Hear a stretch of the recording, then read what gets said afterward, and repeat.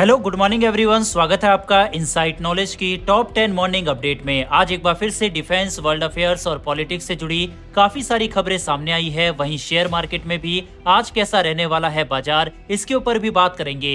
वैसे दोस्तों मैं आपको बता दूं कि हम जनरली पॉलिटिक्स की न्यूज अपने चैनल पर कवर नहीं करते। हमारा चैनल मेनली वर्ल्ड अफेयर्स और डिफेंस से जुड़े टॉपिक को कवर करता है, लेकिन क्योंकि इलेक्शन अभी खत्म हुए हैं और बहुत बड़ी न्यूज है, पूरा वर्ल्ड इस पर फोकस कर रहा है, इसीलिए हम भी इसको कवर कर रहे हैं। तो चलिए शुरू करते हैं इस वीडियो को और जानते हैं आज की टॉप 10 न्यूज के बारे में। हमारी पहली खबर ताइवान से निकलकर सामने आ रही है।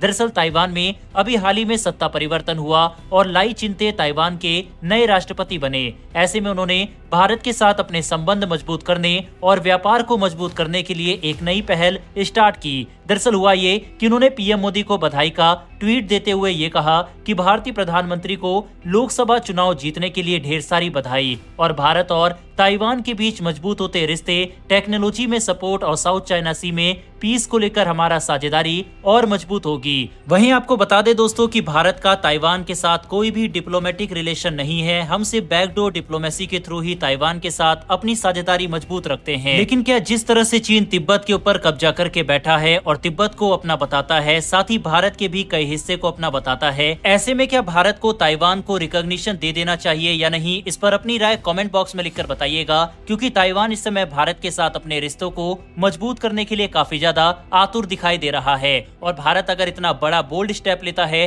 तो इससे चीन बैकफुट पर और उस पर काफी ज्यादा दबाव आ सकता है। बहरहाल बढ़ते हमारी आज की दूसरी खबर की तरफ, जो कि डिफेंस सेक्टर से निकलकर सामने आ रही है। दरअसल 6000 टन की न्यूक्लियर अटैक सबमरीन का डिजाइन वर्क कंप्लीट होने को आया है। भारत इस सबमरीन के ऊपर काम कर रहा है, जो कि इंडिजिनस तौर पर बनाई जा रही है और 2027 में इसको लॉन्च कर दिया जाएगा। वहीं पर भारत को अपनी पहली सबमरीन इसके थ्रू 2035 में मिल जाएगी। इस मेगा प्लान के तहत Bharat 9 nuclear attack submarine indigenous तौर पर बनाने जा रहा है। नेवी का प्लान है कि फेज 1 में 3 सबमरीन को लॉन्च किया जाएगा, वहीं फेज 2 में एडिशनल 3 सबमरीन ऐड की जाएगी, जो कि इससे ज्यादा एडवांस और घातक होगी, जो 8000 टन वजनी भी होगी और भारत के पास 9 सबमरीन न्यूक्लियर हो जाएगी। हो सकता है कि आप में से काफी सारे लोगों को ये टाइमलाइन काफी ज्यादा लग रही हो, लेकिन मैं आपको बता दूं कि सबमरीन को बनाने में काफी ज्यादा समय लगता है। साथ ही भारत को फ्यूचर की तैयारी को और अपने प्लान को पहले से ही तैयार करके चलना पड़ेगा,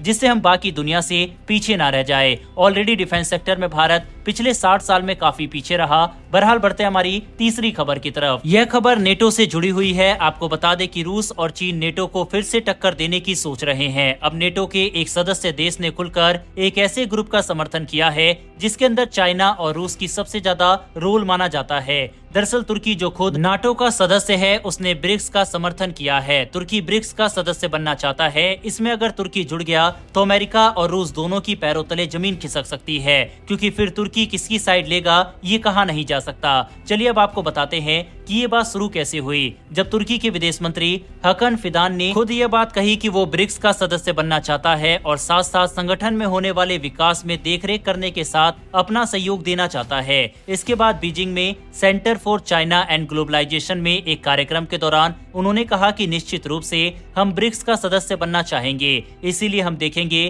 कि इस साल ये कैसा रहता है। आपकी जानकारी के लिए बता दें कि ब्रिक्स दुनिया की 5 सबसे तेज अर्थव्यवस्था का ग्रुप है। ब्रिक्स में कई देश इसलिए जुड़ना चाहते हैं ताकि जो पश्चिमी देशों का प्रभाव वाले ग्लोबल ऑर्गेनाइजेशन है उनका दबदबा कम किया जा सके और कारोबार में अमेरिकी डॉलर पर निर्भरता को भी कम किया जा सके। आपको बता दें कि इस समय ब्रिक्स से जुड़ने के लिए काफी सारे देश पहले ही अपना आवेदन दे चुके हैं। ऐसे में अगर तुर्की इस संगठन से जुड़ता है तो इस पर नेटो देशों का क्या रिएक्शन आएगा, ये देखना काफी इंटरेस्टिंग होगा। साथ ही ब्रिक्स में भारत का भी एक स्थान है और भारत काफी प्रोमिनेंट मेंबर है। ऐसे में भारत की तरफ से क्या स्टेप लिए जाते हैं और क्या भारत तुर्की को अलाउ करता है इस ग्रुप में या नहीं, ये देखना इंटरेस्टिंग होगा। बहरहाल बढ़ते हमारी अगली खबर की तरफ। ये खबर दक्षिण सागर में गरमाए हुए माहौल को लेकर है। अमेरिकी मरीन कॉर्प्स ने अपना सबसे खतरनाक ड्रोन MQ-9A रीपर फिलीपींस के एयरफोर्स बेस पर तैनात कर दिया है। लेकिन क्या आप जानते हैं इसके पीछे का क्या कारण है? इस कदम के पीछे चीन की बढ़ती आक्रामकता को रोकना माना जा रहा है। इसका मतलब साफ है कि साउथ चाइना सी में अमेरिका इस ड्रोन से निगरानी कर पाएगा। इसके कारण अब ड्रैगन की हर चाल पर नजर रखी जा सकेगी। आपको बता दें कि फिलीपींस ने ऑलरेडी भारत द्वारा भेजी गई ब्रह्मोस मिसाइल को डिप्लॉय करना स्टार्ट कर दिया है, जिससे चीन की किसी भी चाल को फेल किया जा सके। आपको बता दें कि फिलीपींस की गवर्नमेंट ने अमेरिका से रिक्वेस्ट किया था कि वह चीन की गतिविधियों पर नजर रखने के लिए अपने ड्रोन तैनात करे, ताकि वह इकट्ठे की गई खुफिया जानकारी को अमेरिका के साथ शेयर कर सके, जिससे अमेरिका और उसके देश की सुरक्षा स्ट्रॉन्ग हो पाए। ये फिलीपींस में स्थायी रूप से तैनात किए जाएंगे। फिलीपींस के कानून के अनुसार कोई भी बाहरी सेना उनके देश में स्थायी ठिकाना नहीं बना सकती, इसीलिए अमेरिकी सेना के जवान और हथियार भी रोटेशनल बेसिस पर फिलीपींस के ठिकानों पर तैनात किए जाते हैं। इस ड्रोन की सबसे खास बात यह है कि ये काफी खुफिया तरीके से निगरानी करता है, जिससे दुश्मन को इसका पता न चले। जब तक वह हमला नहीं कर देता, वह दुश्मनों के नापाक हरकतों पर चुपके से नजर रखता है। यह कोई आम ड्रोन नहीं है, ये लॉन्ग रेंज एंडुरेंस ड्रोन है जो हवा से जमीन पर मार करने वाली मिसाइलों से लैस रहता है। इस ड्रोन की रेंज 1900 किलोमीटर है। ये अपने साथ 1700 किलोग्राम वजन का हथियार भी ले जा सकता है, जो कि 50,000 फीट की ऊंचाई से मिसाइल से हमला कर सकता है। अमेरिका को उम्मीद है कि इससे चीन अपनी आक्रामकता कम करेगा और शांति बनी रहेगी। बहरहाल बढ़ते हमारी अगली खबर की तरफ, जो कि यूनाइटेड नेशन से निकलकर सामने आ रही है, और इस खबर के ऊपर पाकिस्तान की भी नजरें टिकी है। दरअसल संयुक्त राष्ट्र सुरक्षा परिषद में पाकिस्तान की वापसी इस समय तय मानी जा रही है। 2025-26 के लिए पाकिस्तान को अस्थायी सदस्य यूनाइटेड नेशन का चुना जा सकता है। आज ही इसकी अनाउंसमेंट होगी, जिसमें पता लगेगा कि क्या पाकिस्तान को यूनाइटेड नेशन के 10 अस्थायी सदस्यों में जगह मिलती है या नहीं। ये लगभग 10 साल बाद ऐसा होगा कि पाकिस्तान यूएनएससी में वापसी करेगा, और ये भारत के लिए एक बड़ा झटका साबित होगा, क्योंकि चीन पहले से ही यूनाइटेड नेशन सिक्योरिटी काउंसिल का स्थायी सदस्य है और पाकिस्तान भी नॉन स्थायी सदस्य बन जाएगा। ऐसे में डिसीजन मेकिंग या फिर कोई भी आतंकवादी वगैरह को भारत को अगर बैन करवाना होगा, तो उसमें ये दोनों देश टांग अड़ा सकते हैं। वैसे दोस्तों, पाकिस्तान जैसे आतंकवादी देश जिसके ऊपर कई तरह के आरोप लगे हैं, मनी लॉन्ड्रिंग से लेकर आतंकवादी हमले करवाने के, तो क्या ऐसे देशों को यूनाइटेड नेशन में अस्थायी सदस्यता भी दी जानी चाहिए या फिर नहीं? इस पर अपनी राय कमेंट बॉक्स में लिखकर बताइएगा। बढ़ते हमारी अगली खबर की तरफ, जो कि भारतीय युवाओं के लिए खास करके काफी ज्यादा ध्यान में रखने वाली है। दरअसल भारतीय दूतावास ने नौकरी की तलाश कर रहे भारतीय नागरिकों से सावधान रहने को कहा है। दूतावास ने भारतीयों को इंटरनेट मीडिया के माध्यम से फर्जी और अवैध नौकरियों के लालच में नहीं फंसने की सलाह दी है। भारतीय दूतावास ने एक एडवाइजरी जारी कर कहा है कि ये एडवाइजरी खास तौर पर म्यांमार के थाईलैंड सीमा पर स्थित मायावड़ी क्षेत्र में भारतीयों को निशाना बनाने वाले फर्जी जॉब रैकेट के लगातार बने खतरे को उजागर करती है। आपको बता दें, ये कोई पहली बार नहीं है जब एडवाइजरी आई है। इससे पहले जुलाई 2022, अक्टूबर 2022, मार्च 2023 और सितंबर 2023 में भी इस तरह की एडवाइजरी भारत की तरफ से दी गई है। भारतीय दूतावास के मुताबिक मायावड़ी इन आपराधिक गतिविधियों का केंद्र बन गया है। यहाँ सोशल मीडिया और दूसरे अनवेरिफाइड सोर्सेज के जरिए भारतीय नागरिक के साथ साथ मलेशिया और संयुक्त अरब अमीरात जैसे देशों के युवाओं को फंसाया जाता है। इसके बाद इन्हें थाईलैंड के रास्ते म्यांमार ले जाया जाता है। इनके काम करने का तरीका ये है, यह लोग आपको हाई सैलरी और आलीशान लाइफस्टाइल का लालच देकर फर्जी नौकरियों के ऑफर देते हैं। ये ऑफर अक्सर सोशल मीडिया प्लेटफॉर्म के जरिए फैलाए जाते हैं, जो विदेश में बेहतर कैरियर बनाने की युवाओं के आकांक्षाओं को टारगेट करते हैं। इसीलिए आप भी सतर्क रहे, ताकि ऐसी किसी भी तरह की नौकरी के लालच में न पड़े। साथ ही इस वीडियो को ज्यादा से ज्यादा शेयर करें, जिससे लोगों को इसके बारे में अवेयरनेस फैले। बहरहाल बढ़ते हमारी अगली खबर की तरफ। ये खबर सिपरी की रिपोर्ट को लेकर है, जिसने एक बार फिर से दुनिया के टॉप 10 मिलिट्री पावरफुल देश की लिस्ट जारी की है। इसमें 10वें नंबर पर इटली, 9वें नंबर पर तुर्की, 8वें पे दक्षिण कोरिया, इसका स्थान थोड़ा ऊपर हुआ है। बाकी 7वें नंबर पर जापान, 6ठे पे यूके और 5वें पे फ्रांस है। वहीं टॉप 4 सेम वही देश है, यानी कि first America, second Russia, third China और फोर्थ इंडिया। सिपरी की इस रिपोर्ट पर अपनी राय कमेंट बॉक्स में बताइएगा। साथ ही क्या भारत को अपना डिफेंस बजट $100 बिलियन कर देना चाहिए या जितना है अभी उतना ही रखना चाहिए? इस पर भी अपनी राय कमेंट बॉक्स में लिखकर बताइएगा।